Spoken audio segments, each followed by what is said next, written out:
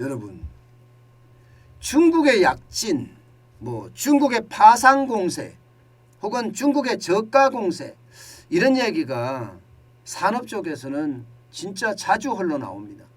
그만큼 말입니다. 중국의 기술도 발전하고요. 또 거기에 따른 인건비가 적고 생산비가 적으니까 우리에게는 충격이 된다는 이야기입니다.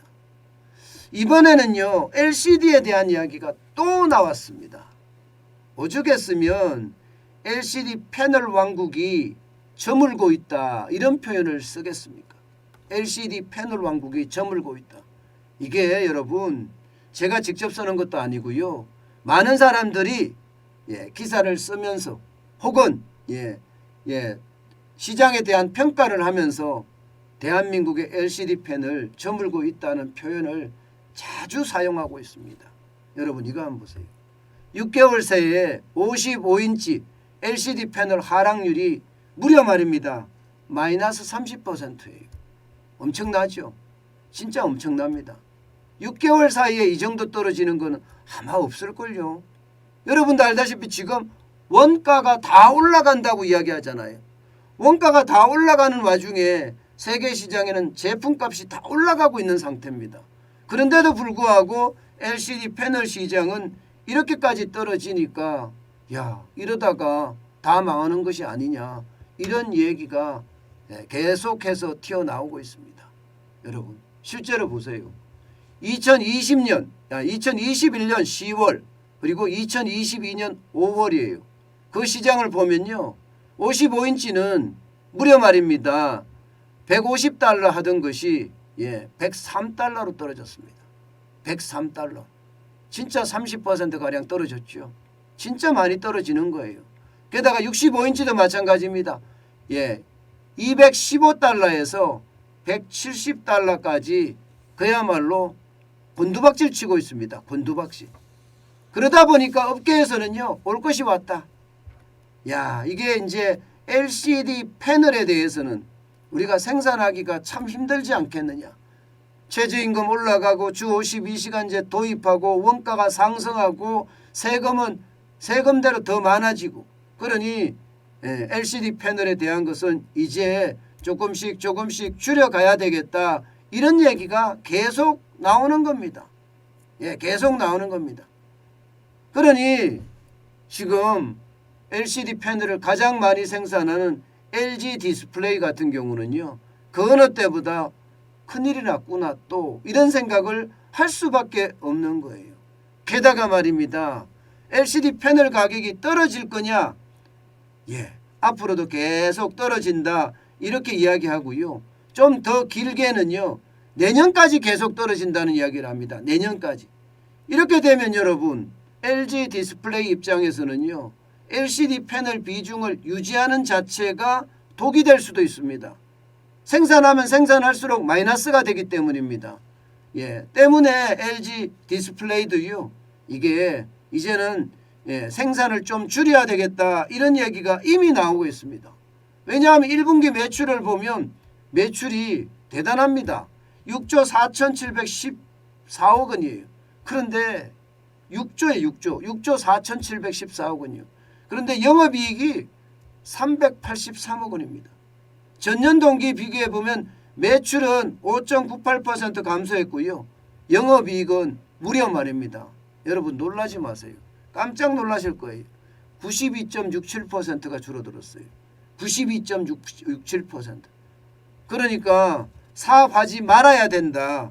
이런 수치가 나오게 된 겁니다. 그야말로 어닝 쇼크 수준이죠.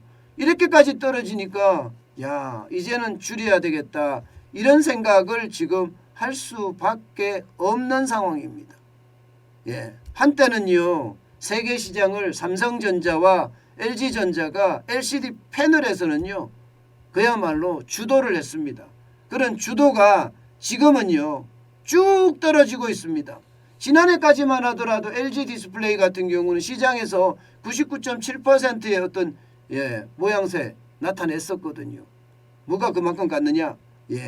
LCD에 대한 시장이. 그런데 여러분 이 시장 자체가 쭉 무너져서 죄송합니다. 이게 LCD가 아니고 OLED네요. LCD 패널에 대해서 계속 하겠습니다. LCD는 그만큼 많이 어려워지고 있고요.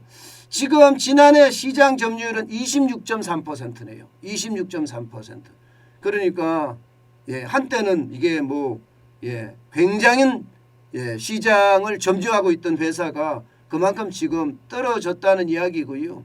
이렇게 가면 LG 디스플레이도 몇 년 내에 LCD 패널 사업을 중단할 거다 이런 관측까지 나오고 있습니다.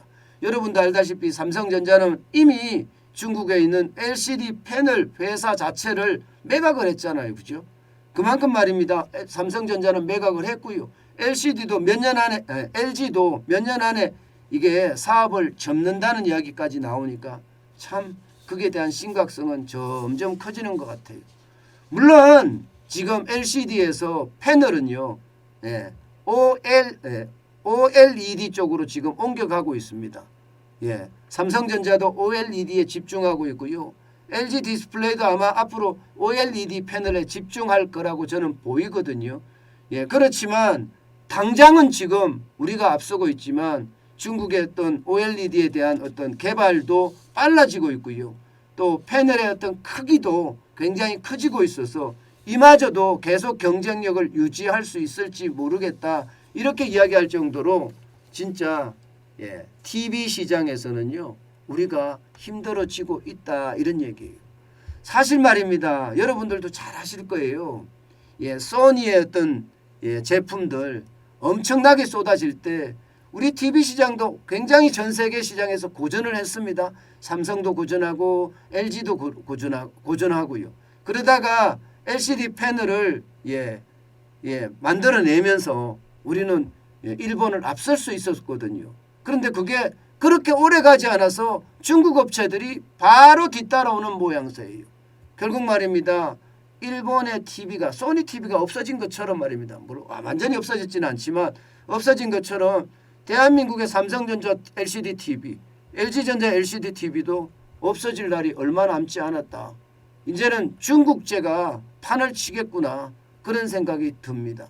물론 삼성이나 LG는요. 초격차 전략을 쓰면서 OLED 패널로 가겠지만 시장의 어떤 변화에 그만큼 무너질 수밖에 없지 않느냐 이런 생각을 할 수밖에 없습니다.